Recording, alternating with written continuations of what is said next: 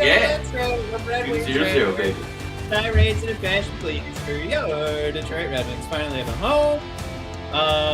Mike, we the schedule got all screwed up, so we're just gonna do a live watch along during the Wings and Ducks game, and then also record our 200th episode. So, podcast listeners are gonna get a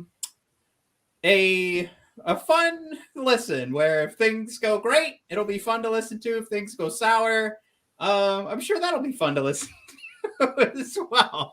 Our live reactions of us getting whatever happens to us.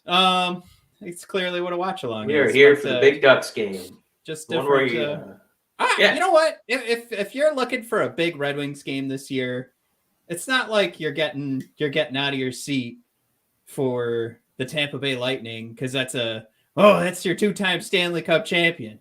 No, this is a big game, Mike, because you've got Moritz, Seider, Lucas Raymond, and Trevor Zegras going at it. Honestly, this might be one of the biggest Calder matchups. Cup implications. Whoever wins this game gets the cup. Exactly. I said on Twitter, whoever has the better advanced analytics at the end of the game should win the Calder Cup. And it is the Calder Trophy. It is a 3-man race right now because Nedeljkovic is not playing. Greiss is in there, so he's out. But Matt, if you had any doubts about the hugeness of this game, Matt, the implications, the Anaheim Angels, now the Los Angeles Angels, Rally Monkey dropped the puck to start the game today. So we got all the big name celebs out with eyeballs on this game. Huge. Now, Brad, you threw in there the monkey. This is probably the best time to throw out there, Mike. He is the Rally Monkey. That's how I know him. We have a couple of giveaways to mention for our 200th episode. So anybody that's coming along here. Mike, we're going to give away a T-shirt for the first person to comment on the live episode. And Brad, without me even mentioning it, you get the win. You mentioned the monkey first. Yeah. The victory monkey. You win a T-shirt. So I'm gonna do this real quick. Brad, I want you to email us admin at bodpodcast.com. That's ADMIN at bodpodcast.com. Send us your info because you get our first win here. That was quick. Yeah, I didn't even have time to go through our giveaways. Matt, his Wi-Fi decided to do a firmware update as it would at 8 o'clock on a perfect weekend. Timing. Yeah, no, it was great timing there by ye old Orbi Wi-Fi mesh router there. But since we came in late, I didn't get a chance to throw this out there. I probably should have just said, you know what? Let's not do a giveaway. But if I'm going to do a giveaway, I'd love for it to be to Brad because Brad's here all the time watching us live. So, Brad, congratulations. Now, congrats, Brad. We got a couple more here for anybody that's going to be coming in. We've got three listeners right now, so you guys have the best shot at this. Brad, I'm not going to hold you back. If you want to win 2 T-shirts, it's all you. But I also have another one here since we're doing a live watch along. Yeah, you might have to get multiple sizes. This is COVID. That's what I've had to do is I buy the shirt that I used to wear and the one I wear with my layer of COVID fat. So get 2 sizes. But another easy giveaway here. You guys throw it up in the chat. And that's how we're going to pick you. And if multiple people pick the same person, it's the first person to put it down that gets the win. Mike, who's going to get our first goal of the game tonight? Now, I want you to pick the first Red Wing. But first person person who guesses that correctly, and it's the first person who guesses that correctly, also going to take home a shirt tonight. Ooh. Yeah. And, of course, Mike, I don't know if you remember, but we put up our new shop. So if anybody's looking to get one of these nice beauties, I'm wearing the brand new Red Wings Rant sweatshirt. You have to comment the most tonight. So I'm going to go through and count all the comments. And that person who comments the most during our live watch along is going to win the sweatshirt. So I figure that's a volume, right? Like you got to put in a lot of effort to get that one. So I thought I'd reward it that way. If anybody wants to get on the coattails, I'm putting in an early bid for Lucas Raymond because I think he wants that Calder Cup, man. I don't think he wants Zegras on that at all. I think our boy's going in. I think Raymond's got it tonight. That's a fun pick. Nobody's throwing in the comments yet who they think's going to get the first goal. Put Raymond in there. That's what I would do. Yep, he's getting the first and the last goal. And then we've got a Red Wings Rant sticker for the last person to comment on the live feed tonight. So I'm very excited to continue to announce that throughout the show. So in case there's a lull, I want to see some comments. But if I may, Mike, Yeah. I thought I'd give you a chance, and this will give me a chance to throw this up in the comments. Yeah. We're 200 episodes in. And also, we're watching the Wings and Ducks right now. We're 14:50 left in the first period. Raymond almost got it. Yeah, we're watching the Wings cycling out in front of the net right now. Yeah. I'm watching the stream from Xfinity, so I might be a few seconds behind. So my vote obviously doesn't count as one of the hosts of the show, but I'm also, if you're in the future, you can't vote either. That's cheating. I'm like, I can get you a T-shirt if you want one. I need a shirt and like some detergent. All right. What did you have for me? We're 200 episodes in, Mike. Yes. That's 200 episodes of discussing not only the Red Wings, but we started mid-Iser plan. We started a long road. Yeah, we started after the first draft, so we did miss Seider actually being drafted, but we've pretty much been watching him grow as a Red Wing ever since. Lindstrom just got laid the F out. Holy mackerel. He got laid out so hard there's a fight about it. Yep. Here's Giovanni Smith. I call him the 5-minute man because he's about to get another major here. All right, we do have, while we're watching Giovanni Smith throwing fisticuffs here. He is ruining that Duck jersey. Silver's got stretched out now. Yeah. Silver's got Nemestikov for the first tally tonight. Performance art. Zadina! He's going Zadina. You gotta love it. So Mike, we're 200 episodes in. We've had guests like Ken Kell coming on and giving us some good words of wisdom. We've had Max Boltman coming on. I'm not going to ask you who your favorite guest was. I want to ask you what your number one lesson learned so far through 200 episodes, and I'm going to try and throw in the comments here some of the rules, some of the T-shirts we're giving away, so that people who are coming in late, they know what to do. But Mike, 200 episodes. What's the one thing that, as a Red Wings viewer, observer, if you want to say fan, what have you learned? What's your takeaway as we move on episode to episode to make sure we're delivering the best content we can? I would say patience, right? Because we've been through the real lows of the Iser plan, but also patience with our own Red Wings rant plan, because too many times this season we've gotten caught up on because we are the most 500 team of all time. Tonight we actually do enter the game 17, 17, and 3.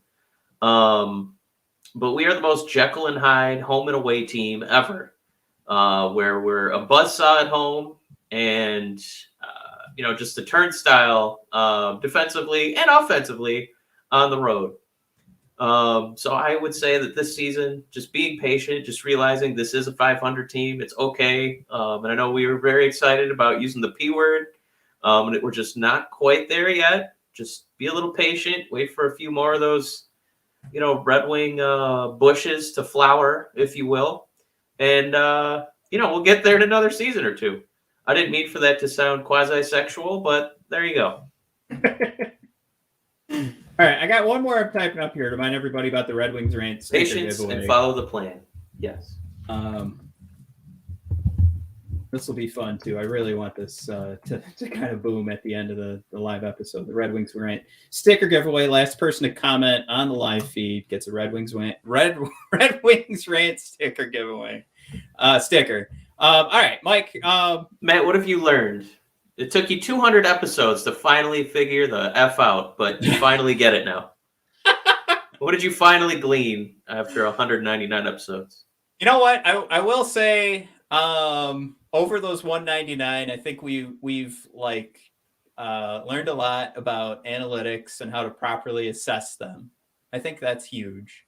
But I think ultimately it has to come back to what's the best way to use all this stuff and to use your eyeball test and to assess game by game. And it was Ken Kell that taught. Oh, well, there you go. There you go. All right, I got one more I'm typing up here to remind everybody about the Red Wings Rant sticker giveaway. Last person to comment on the live feed gets a Red Wings Rant sticker giveaway. Sticker. All right, Mike. Ducks up 1-0. I was looking at you off and I of, missed the goal by the Duck. Was it Zegras? Yeah, it was Zegras. Son of a bitch.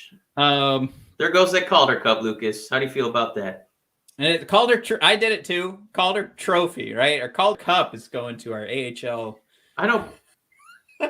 It Wait, there's a sounds Calder better. Trophy and a Calder Cup? Yeah, AHL. We couldn't have come up with some more names, NHL? Come on. The performance art is thrilled with Grice on that, moving from side to side there. You know what? Honestly, I mean, come on. That was that. I think it's a fair fight, though. The Anaheim, I keep calling them Anaheim. The Ducks, they are Anaheim again. Yeah. I can't keep track of that city. Matt, the Ducks are playing a goalie who's never played in the NHL before, and Grice is doing his best to look like he's never played in the NHL before. So I think we have a fair fight tonight.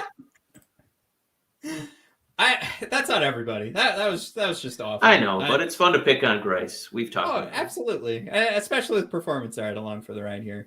Grice, I got to answer Brad's question here. He says, is it a hoodie or a sweatshirt? It is a hoodie. I do. That was inaccurate, but hopefully that doesn't stop anybody from trying to win. Hoodies are out this season, Matt. Nobody wants them. Performance art, bring back Hasek. Now, Mike, at this point, 100-year-old Dominik Hasek, is that really the better option than Thomas Grice right now? Is he really that bad? Hold on, I wanted to bring up something. So, I want to poll the group. Would you rather have Grice or 56-year-old Dominik Hasek? Oh, we want to get the actual age. No fun being Triple H is 52, Matt. So, Triple H plus 4 years.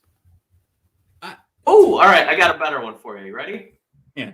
All right, he just had a pretty good match with AJ Styles like a WrestleMania ago. So, Matt, you can have Undertaker right now or Grice. Well, let's see. Am I playing this as me watching like let's say you ask me for do I want Wolverine, the X-Men? Do I want Wolverine or Grice? So am I playing this as saying I have the Phenom, I have the character, the Undertaker at my disposal, or do I have you either get the man Undertaker main eventing WrestleMania this year against Roman Reigns, or you get another Thomas Grice game? Oh my God, another Thomas Grice game. For anybody that's a Are you kidding me? Man, everybody knows the Undertaker. Matt, you're missing out on the entrance. No, that's like half an hour.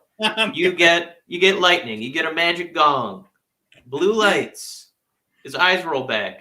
He gingerly picks up his coat before he steps over the ropes. He doesn't trip. Very smart move. What's up, Timmy? Coming in with the first goal is going to be Bertuzzi. Like and that. Brad's on top of that too. He says Bert's looking good. He is. I got you, Timmy. First goal going to be Bert. Hopefully they're coming fast and hard. I really thought things would start out a little hotter because we have our home jerseys on, but not yet. Well, performance art's got the right mindset right now. We're doing better than we've already doubled our last first period. Man, seriously, I was gonna throw something at you because I'm so glad that you watched that, so I didn't have to. Matt, was that 27-1 in the first period? Yeah, they added a shot midway through the period break. No. Can I just say how lame it was to see Red Wings Twitter start to discuss, people correcting other Red Wings fans. Oh, we actually got 2 shots. They added a shot, and it's like, that's not the point. All right, folks, we don't care that we went from 1 shot to 2 shots. Let's not correct Max Bultman, who's making a point about how we got outshot by 25. No, it was totally 24. So. All right, Matt, I'm going to throw something at you real quick here because if you're listening to this show, you probably watch a little bit of Detroit sports. So I'm not going to do all-time ineptitude because the Lions win that contest every single time. So it's not even a debate. But, Matt, I'm going to throw this up there, just recent memory. All right, you ready? Mm-hmm. Red Wings give up a 26-shot disparity in the first period. I'm not giving them 2. So they lose 27-1 against the Kings. Yeah. So there's going to be a little range of emotions here. Again, it's hard to pick just one Lions moment, but the Lions lose on a record 66-yard field goal rip your guts out. But the Pistons this year lost in regulation to the San Antonio 13th in the West Spurs, 144 to 109. Now, this was a roster full of scabs because of COVID, but it was 144 fucking points in a regulation game. And then the last one, Matt, for the Tigers, this was a pretty good year for them. But I'll say they kept playing Has-Been Cabrera, and they're just embarrassing at bats at this point. So, Matt, of those four, what was the worst one? Well, they're bad for different reasons, right? I think comparable is the Pistons loss and the Red Wings last night. I mean, that full game against the Kings, that's comparable to us going down. You said that was the 13th ranked Spurs. Yeah, they're pretty bad. Those results are in lockstep, right? Heartbreaking is a completely different conversation because last night, I mean, when it hits 27-1, 27-2 in shots, at that point, you're almost relieved. Game starts at 10:30.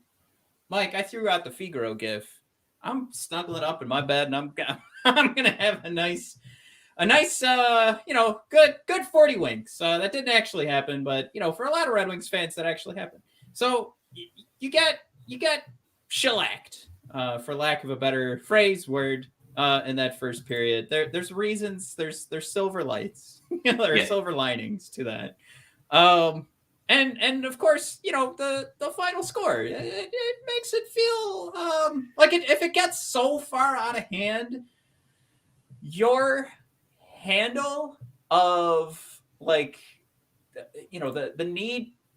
need to get a win that night, you lose grip of that early on. So as the game continues, the heartbrokenness is just gone. Once a loss becomes laughable like that, or you get the likes of Prashant Iyer looking up statistics for the last time, we got blown out shot wise like that. The last time that happened in a game, that's when you give up on this one. So Pistons losing, Red Wings losing, those are lockstep. Lions losing by a record field goal. If you want to talk about the thing that sticks with you, that loss does. Embarrassing losses, I think we let go of that, right? Don't we let go of the blowouts? But Mike, I still remember. And this is going to be so funny if I have the wrong year. 1999, we lose to the Bears by a field goal, and we miss the playoffs with Gary Moeller as our head coach. I went to that game. I cried like a baby. I had other Lions fans that I've never met before. Dad went to the bathroom, and I'm just sitting outside of the bathroom sobbing because I'm a little guy. I don't know how to take losses. You know what? Still don't. Yeah, that doesn't matter. I take that back. Not a lot changed since back then. I'm sobbing. I don't know how to take the loss. I will never know how to take a loss. That's the better way to put it. And I mean, that's it, right? I'll never forget that feeling. That was the Bears had that kicker who looked away from the field goal post. So I was just laughing as I'm watching it happen. I'm also thinking to myself, I've never seen a field goal this long before. So I don't have to worry about this. The Lions got this in the bag. And really, I do feel like that game was when we started to see longer and longer field goals. But that's a whole nother conversation. But I never forget that. The heartbreakers, you never forget. But, record-breaking heartbreakers, that's a whole nother conversation. Aaron Rodgers airing it out that was Thanksgiving, right? When we lost on the Hail Mary. And Blayton holding all around Aaron Rodgers. And they still, that one I'll never forget. This blowout, the 4-0, the shot differential, I'll remember it if somebody brings it up, but it's not going to hurt me.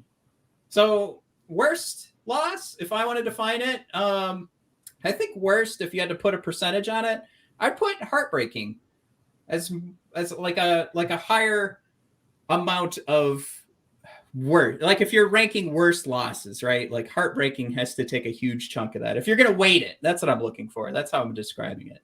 So over the last year, Mike, I'll take that field goal. That's for a Red Wings podcast. That does nothing for the listeners. They're who cares? But If there are any, Detroit sports fans who are, you're stuck with us, maybe worst was the wrong adjective, right? If I said most nauseating, the Piston one, I can't be as upset because half the roster wasn't even playing. There was, like guys who were in the G League. They were like playing at the rec center last week, and they lost to the professional Spurs basketball team against our G League team. So I'll discredit that one. The Tigers with Cabrera is pretty nauseating because the guy, it's over, man. They're going to finally turn it around, and that guy's, he's not going to be on our team anymore when we do. That Lions field goal was extremely, I wouldn't even say it was nauseating, because it just made me laugh, because as soon as they made the announcement that this would be a world record 66-yard field goal, I guaranteed it would go in, and lo and behold, it went in. Man, I would say that 27-1 first period was the most nauseating moment, because this should have been the Red Wings at full strength. They didn't really have any excuses besides, you know how we play on the road. So, Matt, I think it was the most nauseating and the most irresponsible of the four teams. The Pistons, it was excusable. The Lions are cursed, and the Tigers are, at the end of this, 30-year mortgage with Cabrera. So they're almost done. This 27-1 shellacking, that was the most nauseating so far this year. I guess, not nauseating. I think it's. I guess if the same thing happened tonight, where I'm all pumped for, I wasn't pumped for the Wings and Kings, but I was pumped for this Ducks game because of the implications for the Calder Trophy. So that would have to play into it. But I'm going to stick with my answer. I know where you're coming from with your answer. I don't discredit it at all.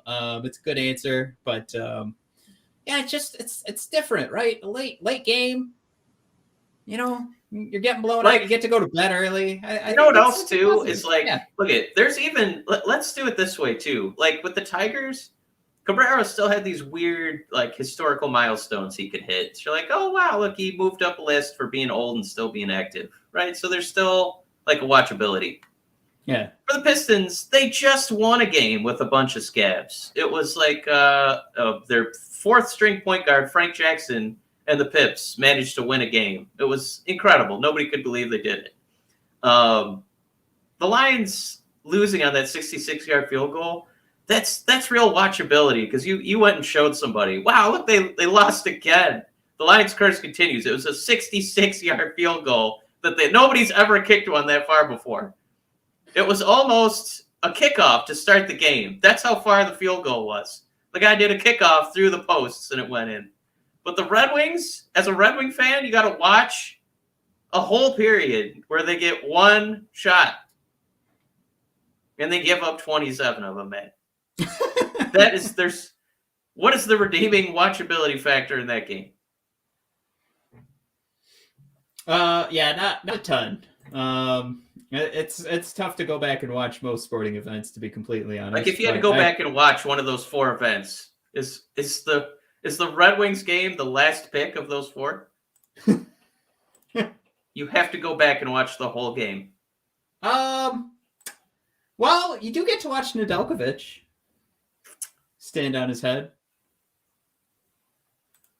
If that's doing it for you, Matt. Hey, you asked the question. There's an answer to it. I don't know if I can watch that. It's a lot of non-offense. Mike,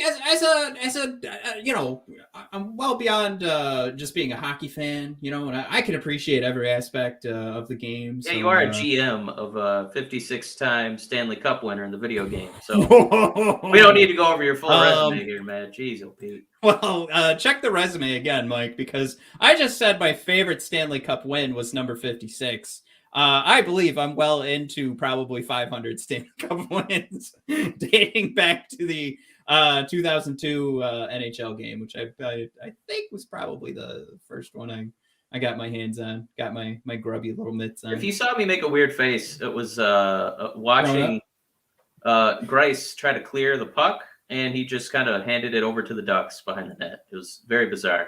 Luckily, it looks like things are looking up Oh, there's a shot. Better on that. Yeah. Uncle Mo tried to tie it up. So, quick, I guess pivot here, right?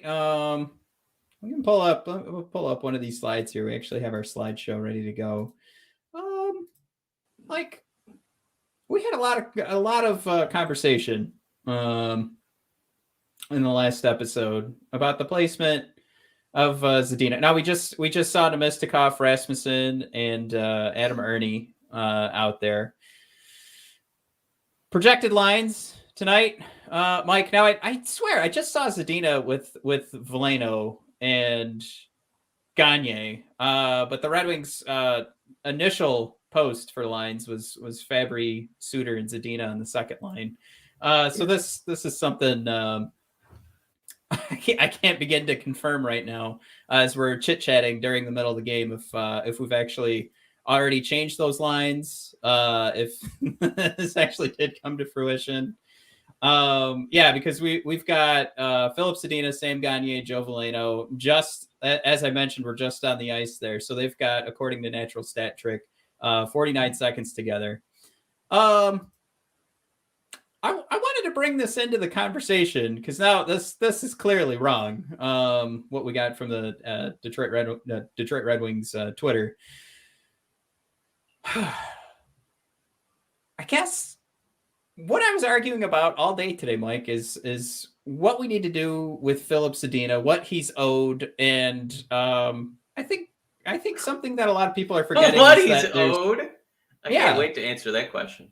Well, that's the thing is there's 22 guys on this team, and there's been a lot of conversation today about what exactly are any of these players owed compared to anybody else. And I have some thoughts I'd like to throw in there. We should throw in there too. We just got the text, Mike, from our dad. Performance art thrown out there too. Bob Saget was just found dead. Oh. I guess you and I watched Full House a lot when we were kids, but Bob Saget's comedy. Well, America's Funniest Home Videos too. Yeah, true. Stand-up comedy, I was a fan of. I actually gave it more of a chance when one of my good buddies, one of my favorite podcasters, Anthony Jeselnik, talked about his relationship with Bob Saget recently. Of course, obviously before the passing. So, but yeah, he mentioned go back, listen to it. It was something like growing up. I don't think I gave it enough credit, but yeah, Bob Saget. This is a bummer, but yeah, I highly recommend you go back. Yeah, comedically, what a diverse guy when he was super Magoo on Full House, but he couldn't be farther away from that in his stand-up. One of the more talented blue workers ever. And if you just really want to go down a rabbit hole that's worthy of your time, just look him up doing Comedy Central roasts because his stuff is really good on there. Yeah. His interviews are really good. If you happen to find his stand-up on there, they haven't flagged it or taken it down, definitely do that and be in for a shock if you've only seen him on America's Funniest Home Videos and Full House. But he's definitely like a comedian's comedian. Well, he's friends with the Godfreys, the Norm Macdonalds, the Jeff Rosses, people like that. So yeah, he sounded like you're going to say something. He's out there to make himself laugh and his friends laugh, which is, I think that's tough to market, right? Like you get your PR folks, you get your managers, and they want you to do something that a huge amount of people are going to love. And I think you putting it as a comedian's comedian is a great way, because if you could appreciate somebody that is out there to have fun. And here we go. Hronek on the break, and he throws it over the net. All right. Good shot there, Hronek. Just looking for something. Performance art thrown out there. 6 shots. We're playoff bound. What's up, Tim? He's got that correction there. He's got 7 shots. Yeah, that's going to be a big point of conversation at the period break, ladies and gentlemen. How many extra shots are added to the score by the scorekeepers? But yeah, this is a Red Wings podcast. I'm bummed about the passing of Bob. But yeah, I would just urge you guys give it a listen. We did the same thing when Norm Macdonald passed, and it's always one of those things where I think a part of it, Mike, and this probably this goes across all elements of pop culture, sports definitely, but we form like our favorite entertainers and athletes, and we just want to make sure that because we love them so much that they don't disappear from society. That's a real thing. Putting on a legacy, that also includes the things that you love. You want to make sure those legacies continue, and that's a whole lengthy conversation for another day and a whole nother podcast. But yeah, I'd urge you guys to go check out Bob Saget for my own benefit.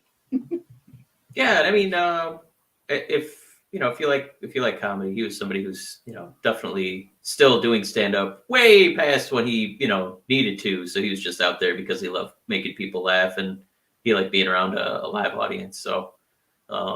Yeah, this is a shitty one. Not a great way to start 2022. Well, we got 1:59, Mike, left in the first period. We were getting into the conversation before we had mentioned there from Performance Art about Bob there. But I was getting into the conversation about what is any one single player owed. And you get into this. I can't even hear that question without laughing. But go ahead. Right. I mean. I think we're going to be on the same side. I'll preface it that way. But you can get into specifics here. What is Zadina owed by the Iser plan? Or you can just talk any one individual player by any one hockey team. Mike, because I can't even get through the question. Yeah, we try to ask it again. What is any one individual player owed by their respective team? Not a goddamn thing. I think what's going on is there's discussion about Zadina getting demoted to the fourth line after he was a healthy scratch, and then they're trying to bring him back. What is that? There were questions asked like, what is this going to do for his development for a guy who's having confidence issues to put him on the fourth line? But I think what that argument is missing is by putting him back on the second line, what is that doing for the mentality of the rest of the roster to see this guy who's not producing continue to get chance after chance after chance after chance on the power play, getting more ice time by being on the quote unquote second line, and so it's just this bizarre delusion where for some reason people think he's entitled to all these extra opportunities, maybe because he was a first rounder, maybe because he's younger, but we do have other former first rounders. We do have other young guys who could be getting that power play time, that precious power play time to try and, make some money here and, showcase your talent. Speaking of power play, Mike, we're about to go on a 5-on-3 here. Steele takes a tripping penalty on Letty, and what was it? Mason cross-checks Fabry. All right, so now we got a 5-on-3 going. Let's see what we got. I hate when that happens and there's like 30 seconds left in the period. We got a minute and 10 seconds. There's a little bit of time here to get some cooking. Now, this isn't going to be something Performance Art threw out there.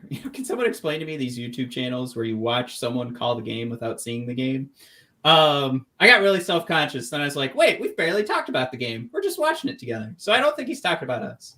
Was that Performance Art you said that? Yeah. The weirdest thing Performance Art is people who do that for professional wrestling pay-per-views. Ugh. Yeah. Anywho, those are like 6-hour shows, but go ahead.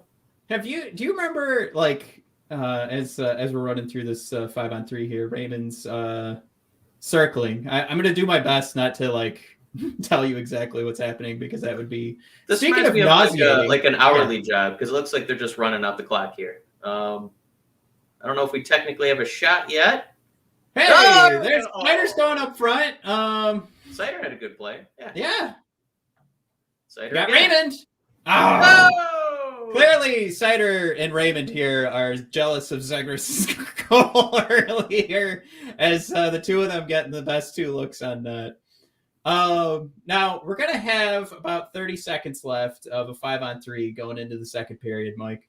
I was gonna ask you. This is good. This is good content for like the 200th episode, so we could focus on us. God. Do you remember growing up, like how excited like our dad would get to see? Oh yeah, yeah. So that's the end of the first 1-0. 10 shots for Anaheim, 10 shots for us. We're back, baby. 10 to 10. The Ducks are, you know. Do you remember how excited our dad would be that we'd have clean ice at the start, you know, for our power play, to finish off the power play in the next period? Do you remember those conversations? How excited? Not only our dad, but like our uncles as we sit around and learn how to absorb and watch hockey. I don't remember a lot of their deep cut analytics stuff, but I do remember them talking about a fresh sheet of ice. Yeah. I do remember that being a focal point of a lot of our hockey discussions. Well, this does kind of suck because I need someone to say that they know what I'm talking about. Because basically, I was going to let everybody know that the analytics test on that is not significant. There's no extra goals scored. In There's fact, no there's correlation between start of period goals versus end of period goals. Yeah, that fresh ice does nothing. Apparently. Has anyone they really charted that? Like how many goals are scored in the first 10 seconds versus the last 10 seconds, and then like the first minute versus the last minute? It's the difference between getting a fresh sheet of ice. Like that was the argument. You get a fresh sheet of ice on your power play, you're going to have a better shot at scoring a goal. And it probably just comes from like, you know, mid-period Q&A from like the 80s or 90s, or it came from like post-game of like, well, we got that fresh sheet of ice, so everything was going to go. But yeah, just so everybody knows, it's a hard no. It's not. It does not happen. Yeah, no significant results to say that you get any benefit. And the last conversation I heard on that, it's actually less chance for you to score if your power play moves into another period. So there you go. It wasn't really a test to see if you score more at the end of a period or at the beginning of a period, but what the test confirmed was that there's no significant acceleration of scoring, getting that fresh sheet of ice. So not trying to get people to tune out exactly. Just always thought that always tickled me. I always thought that was funny that I grew up thinking that. I grew up knowing that you want a fresh sheet of ice for your power play, and it's not actually a thing. You know what? It's a huge deal. I always like at halftime in basketball games when they replank the floor. So, yeah, you gotta get all those scuff marks out of there. I don't like the bounce on this one. Yeah. What is this, press board? Let's get some oak over here. This is ridiculous. All right. So here's what we were talking about, and we just can't seem to finish this conversation. Now, Andy Roberts joining us on Facebook. He's picking Lucas Raymond. Good choice. Fortunately, I gotta throw it out there. We're on YouTube right now too, so we actually already have a selection of Lucas Raymond somewhere in here, right? Wasn't that one of our first picks? Oh, we could still put Giovanni Smith out there, Andy. Yeah, Andy, I highly recommend you just throw out another name because we already have Lucas in there somewhere. Silver's gotten a Mistikov. Brad, what did he go with? I thought he went with the monkey. He went with the monkey from Los Angeles Angels of Anaheim. No, he's going with Puce. Could have sworn. Maybe I'm wrong. I think Performance Art wants to make sure Grice gets that first goal. He's such a huge fan. What's up, Timmy? Went with Bertuzzi.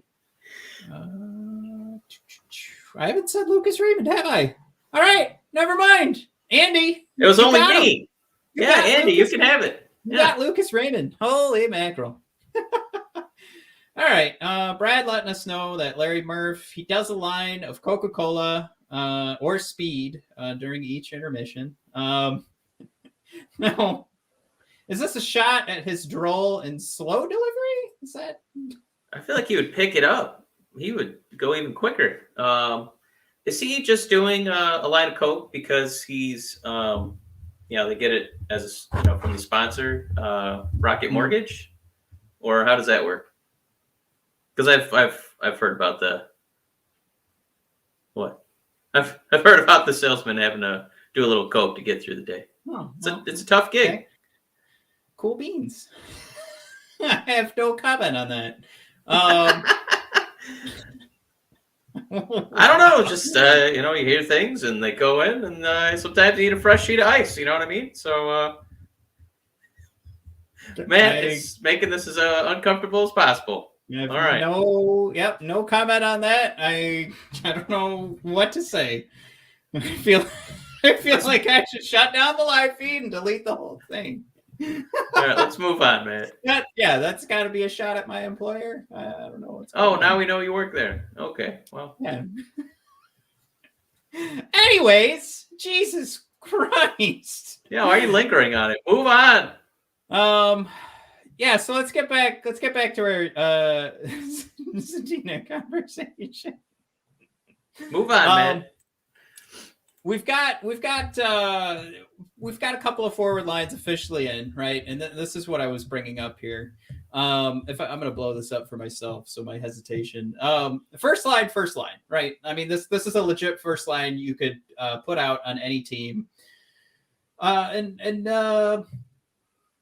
Legit. This is, you could go up against any team. This is going to be on any team. This could challenge to be your first line. Definitely in your top six. This combination of forwards of Bertuzzi, Larkin, Raymond fit anywhere. Based on their production, based on the deep cut analytics, it is a good first line. I'm not giving a hot take right now. We all know this. Mike, here's the thing. Yeah. Zadina. Yeah. Throw in Joe Veleno. This is a big topic of conversation in the last episode.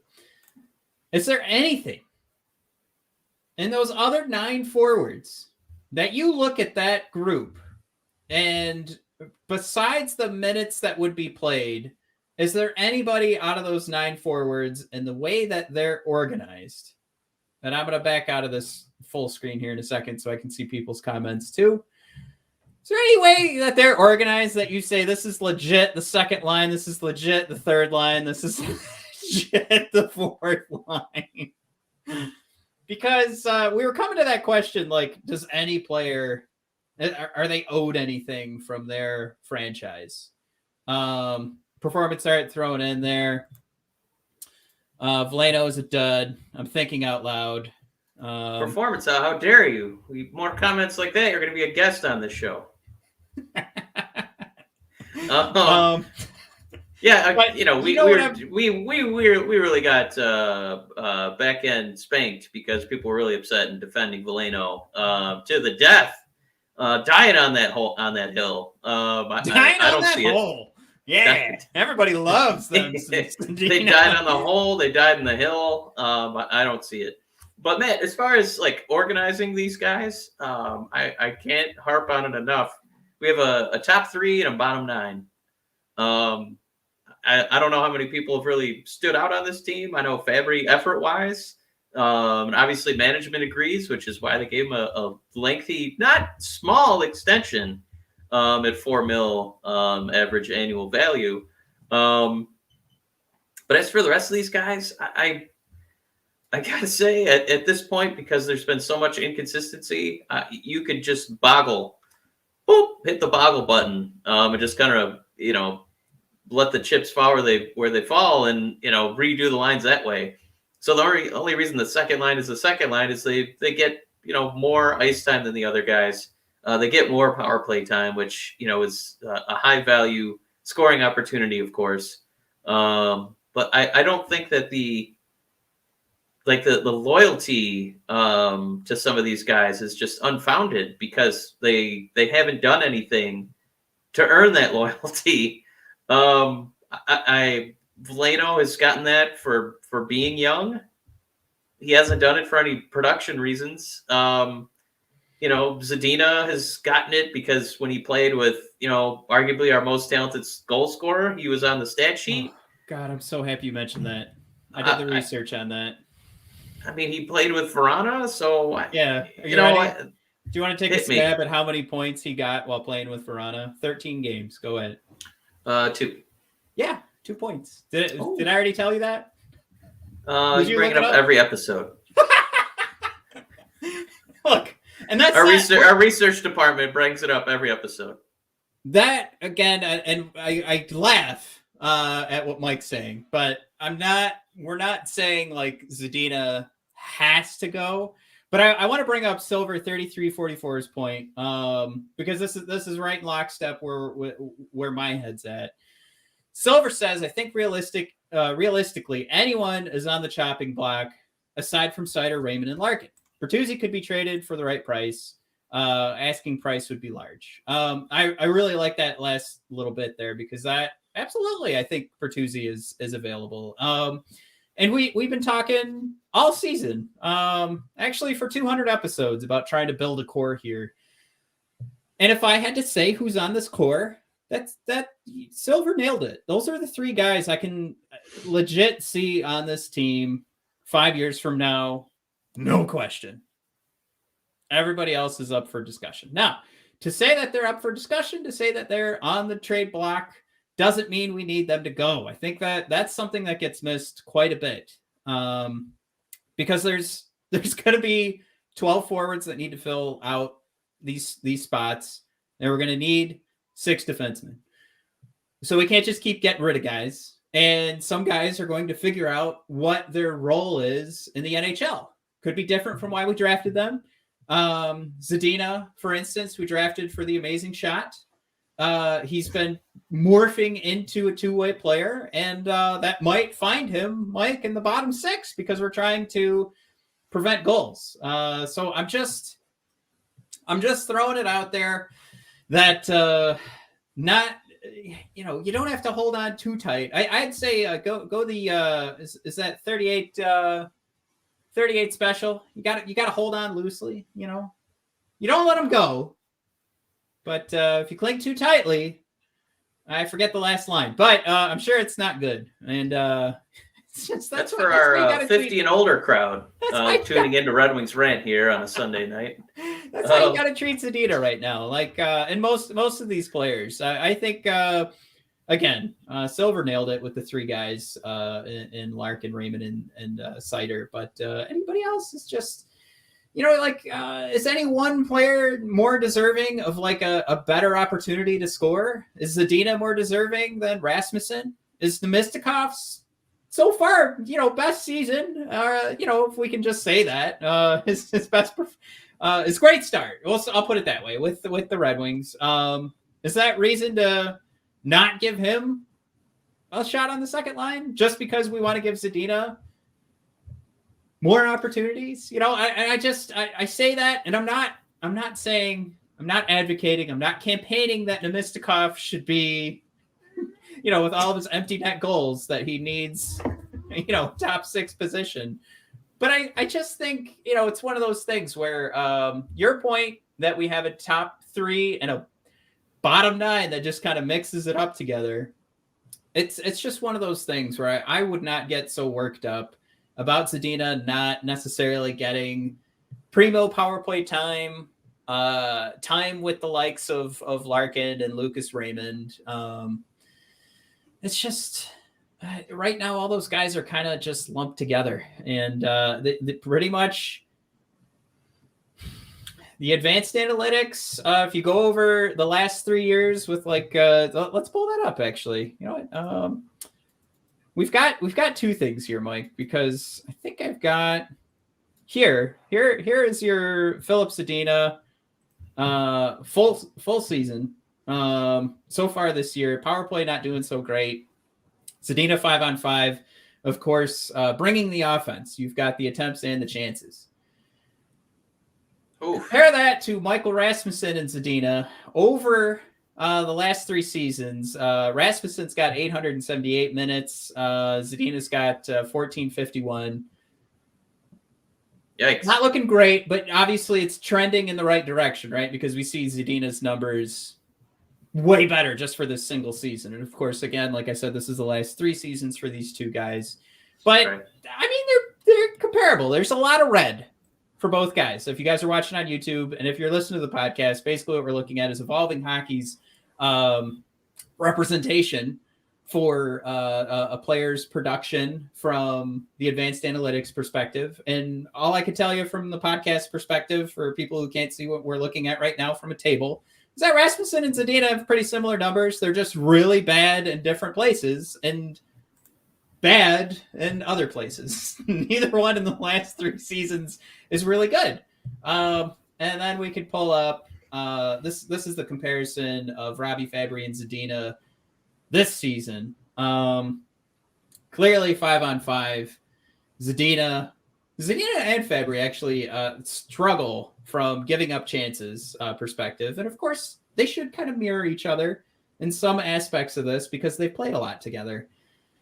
And with that being said, the expected goals for per 60 is completely owned from a 5-on-5 perspective for Zadina over Fabry. But then you take a look at the power play over the last year and you ask yourself about a guy who's getting more chances, who gets the better power play opportunities, and maybe because of what it looks like he's doing on the power play is translating to a better spot in the lineup.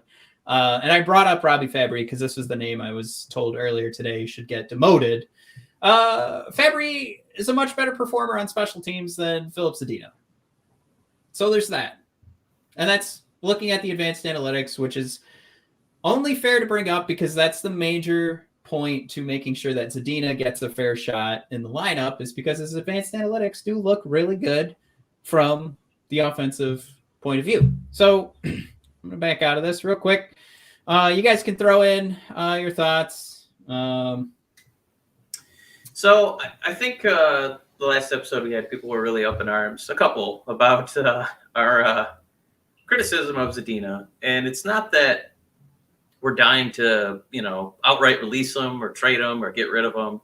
But I think if he is in a spot like he is now, where he's getting second line ice time and opportunities, you are going to have a 500 hockey team. And that's not good enough to make the playoffs. So, if we get to the point where he can be on the third line and he can go against, talent that's also kind of like at a third line level, that's probably going to be a spot where he can succeed a little bit more.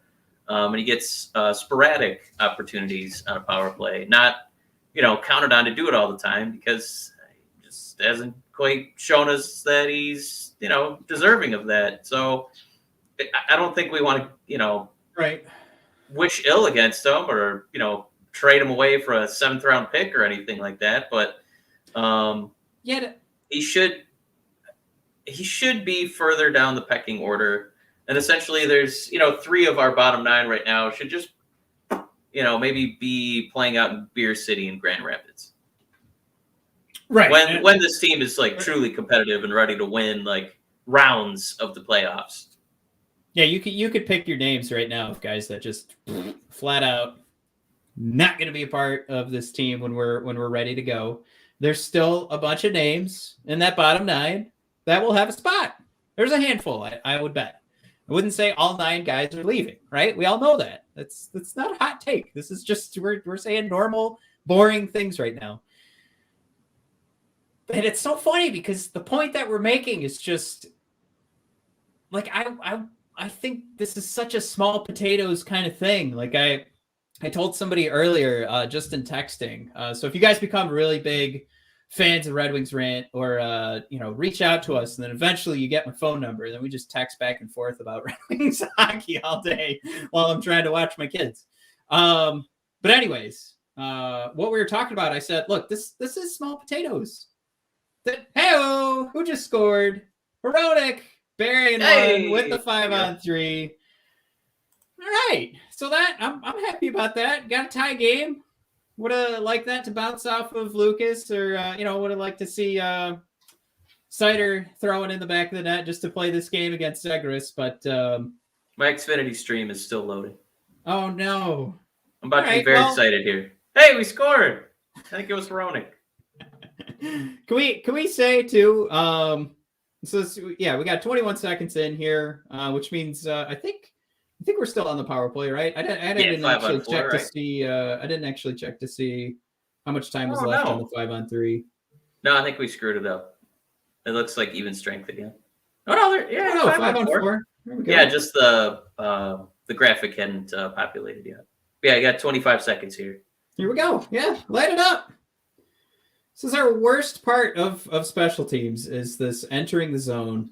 It has been. Once we figure that out, we're going to be awesome. Okay, here we go. Turning the puck over. That was Bertuzzi. Of course, he had the nice turnover in the last game that resulted in a goal. That was beautiful on the power play. Oh my goodness. God. Was that Seider and Lucas that just bumped into each other? All right. Well, they're thinking about Zegras, so.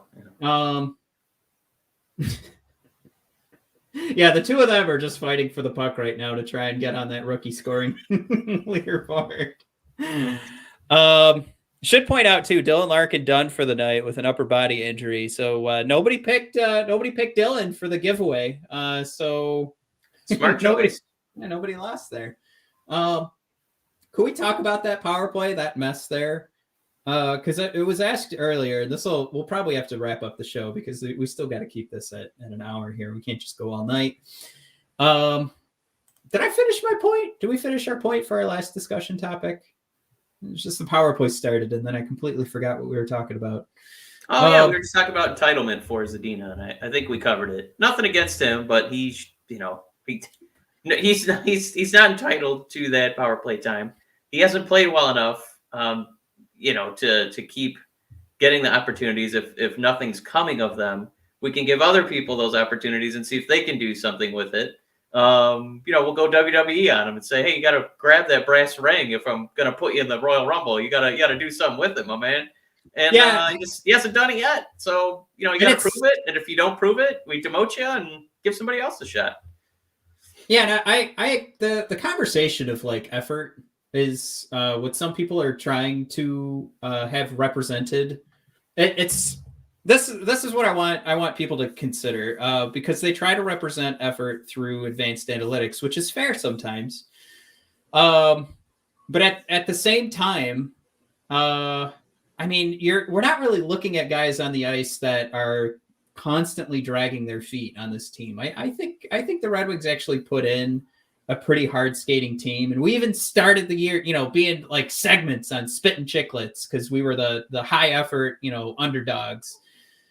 So this team puts in effort from top to bottom. To just make that association that somebody's trying harder because the advanced analytics show more expected goals for, and the Corsi 4 goes up. I think to the same conversation that people want to see Zadina in this position or Joe Veleno, like on the, with first line type of talent, that makes it a little unfair because you're talking out of both sides of your mouth because you can actually get these better looking analytics from what the game plan is compared to a different line or just compared to who you're on the ice against. So it's one of those things where, don't just make the clear cut, this guy's advanced analytics tests better, so clearly he's trying harder than everybody else on the ice. It's something we could use to help guide our decision making, and I think we've tried our best to use when we take a look at the advanced analytics, we've tried our best to use it that way. But at the end of the day too, you could be throwing pucks from any point on the ice and increasing those numbers. But if you're not throwing the right chance at the net, is that really beyond, our consideration? If we are throwing pucks at the net that can't hit the back of the net, I don't know. At some point, unlucky has to leave the conversation. And I'm not saying I'm ready to do that. I'm not saying that John Zena. I'm not saying Zadina will never be able to hit the back of the net, but just end of the conversation here is just there's not enough for me right now to say that there's a priority outside of just going, there's our own prospects, and then there's the likes of Sam Gagner. He's not a priority. And he clearly isn't. If you look at his ice time, he's filling out this roster, and he's a good, veteran leader. But yeah, there's a lot of room for all of these guys to continue to grow. I think it gets missed that Robbie Fabry's only 26. So it's just, I think we all got to pump the brakes. There's a lot of room for a lot of these guys to grow. So focusing on one area or getting too upset about one player, kind of the wrong way to assess how this team is being developed. We'll leave it at that. All right.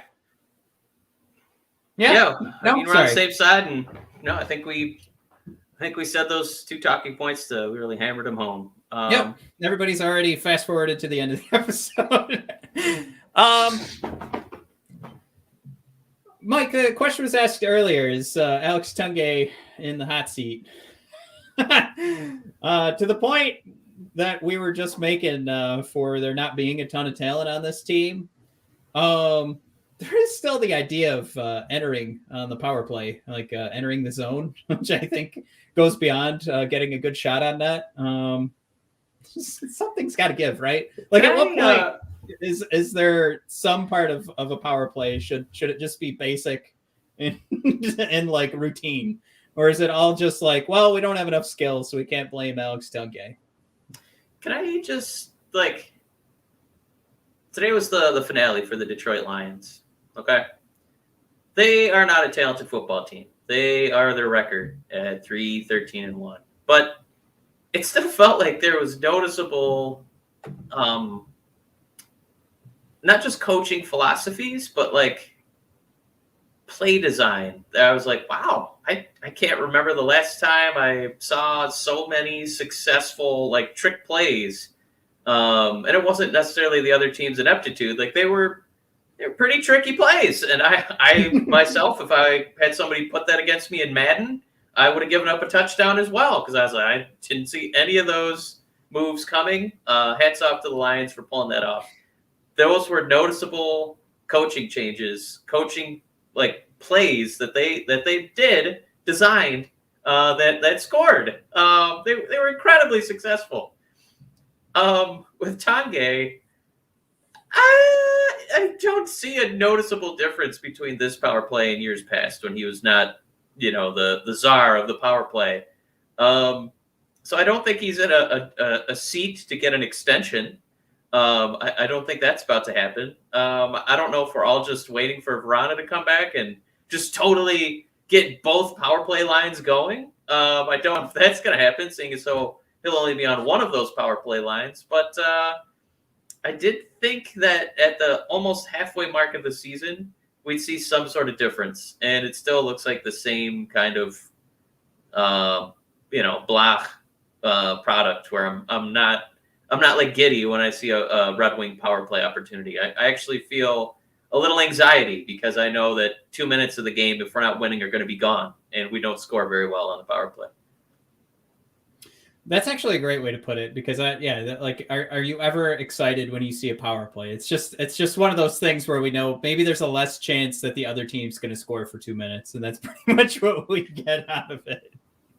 And even that hasn't really been true the last couple of games, so just throw that right in the shredder. Yeah, giving up shorties. Yeah. I would say the quick answer to this is just there has been no improvement, but we could sit back and look at this team, and maybe the better time to judge it is when Vrana's back. But I mean, this team's better than last year talent-wise, right? And you got to think there's more chemistry. They have to be more cohesive the longer that they're all playing together, and there hasn't been too much turnover. So all those facts added together, I would say that it's maybe a worse job. You have the likes of Seider and Lucas Raymond, and I expected way too much, but I think a fair expectation would be better than what we've seen. The droughts were supposed to be a thing of the past, and they're still sticking around. We got one today, but I would look at that goal by Hronek and go, wow, it just went right through the goalie's mitt there. So how excited do you want to be? And by the way, the 5-minute man looks like he got another penalty here. Giovanni Smith. Nice. Putting us in position to win. All right. Like I mentioned, we didn't want to watch the whole game with you guys, so we do have to wrap up here. And we are playing still a couple of games here. Last guy to comment gets a sticker.